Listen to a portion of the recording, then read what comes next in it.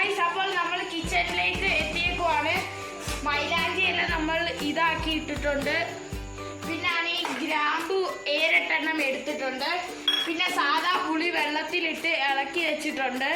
പിന്നെ പഞ്ചാര 2 ടീസ്പൂൺ ഇട്ട് 2 ടീസ്പൂണാണ് ഇടുന്നത്. നമ്മൾ മൈലാഞ്ചി എടുത്ത് ചെറിയ ജാറിലേക്ക് ഇടുക. അതായിട്ട് നമ്മൾ ഗ്രാമ്പു ഇടണം.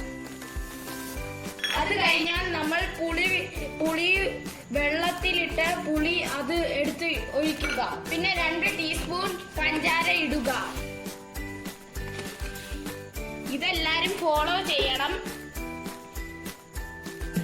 ഗായ്സ്. അപ്പോൾ നമ്മൾ മൈലാഞ്ചി എല്ലാം അരച്ചിട്ടുണ്ട്. അത് പാത്രത്തിലോട്ടാക്കാം.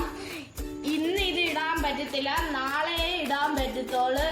നാളത്തെ അവസ്ഥ നമുക്ക് കാണാം ഗായ്സ്. അപ്പോൾ ഇപ്പോഴത്തെ അവസ്ഥ ഇതാണ്. അപ്പോൾ ഉമ്മിയുടെ കയ്യിലിട്ടപ്പോൾ നല്ലോട്ട് ചുവന്നു. ലൈക്കും സബ്സ്ക്രൈബും ഷെയറും ചെയ്യുക. അടുത്ത വീഡിയോയ്ക്ക് നിങ്ങൾ കാത്തിരിക്കുന്ന ബൈ ഗായ്സ്.